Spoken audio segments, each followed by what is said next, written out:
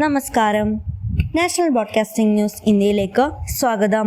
തിരുവനന്തപുരത്ത് 16-കാരനെ ISISൽ ചേരാൻ പ്രേരിപ്പിച്ചു.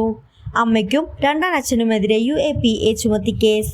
തിരുവനന്തപുരം വെഞ്ഞാറമൂട് പോലീസ് സ്റ്റേഷൻ പരിധിയിലാണ് സംഭവം. വെമ്പായം സ്വദേശിയായ യുവാവ് പത്തനംതിട്ട സ്വദേശിയായ യുവതിയെ വിവാഹം കഴിച്ചു മതപരിവർത്തനം നടത്തിയിരുന്നു. തൃശൂർ വൈന്തലയിൽ മുളകുപൊടി എറിഞ്ഞ് മാല കവർന്നു. അങ്കണവാടി ജീവനക്കാരിയുടെ 3 പവൻ മാലയാണ് കവർന്നത്. സംഭവത്തിൽ 3 പേർ പോലീസിന്റെ കസ്റ്റഡിയിലായി. മാല കവർന്ന 3-അംഗ സംഘത്തിലെ യുവതിയെ അങ്കണവാടി ജീവനക്കാരിയായ മോളി ജോർജ് തിരിച്ചറിഞ്ഞിരുന്നു.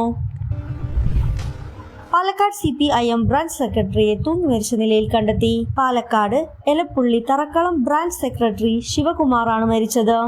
DYFI എലപ്പുള്ളി വെസ്റ്റ് മേഖലാ കമ്മിറ്റി അംഗവും PKS വില്ലേജ് കമ്മിറ്റി അംഗവുമാണ്. ഇന്നലെ ഉച്ചകഴിഞ്ഞ് സമീപവാസിയാണ് വീടിന് സമീപത്തെ പറമ്പിലെ മരക്കൊമ്പിൽ ശിവകുമാറിനെ തൂങ്ങി മരിച്ച നിലയിൽ കണ്ടെത്തിയത്. ആളില്ലാത്ത സ്ഥലങ്ങളിലും എന്യൂമറേഷൻ ഫോം നൽകിയതായി കാണിക്കണമെന്ന് BLOമാർക്ക് ഇലക്ട്രൽ രജിസ്ട്രേഷൻ ഓഫീസറുടെ നിർദ്ദേശം. ഫോം കൊടുക്കുന്നതിന് മുമ്പ് തന്നെ സ്കാൻ ചെയ്ത് നൽകിയതായി രേഖപ്പെടുത്തണം.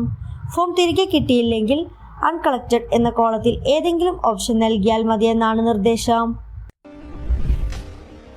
ഡൽഹി സ്ഫോടന കേസിൽ മകനെയും സഹോദരനെയും കസ്റ്റഡിയിലെടുത്തതിൽ മനംനൊന്ത് കാശ്മീരിലെ പഴക്കച്ചവടക്കാരൻ തീ കൊളുത്തി ആത്മഹത്യ ചെയ്തു.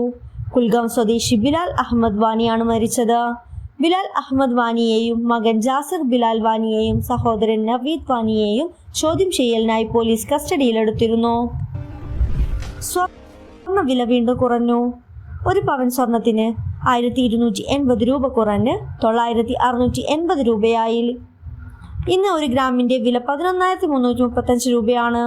120 രൂപയുടെ കുറവാണ് ഇന്ന് രേഖപ്പെടുത്തിയത്. കൂടുതൽ വിവരങ്ങൾക്കായി കാത്തിരിക്കുക. National broadcasting news India. നന്ദി.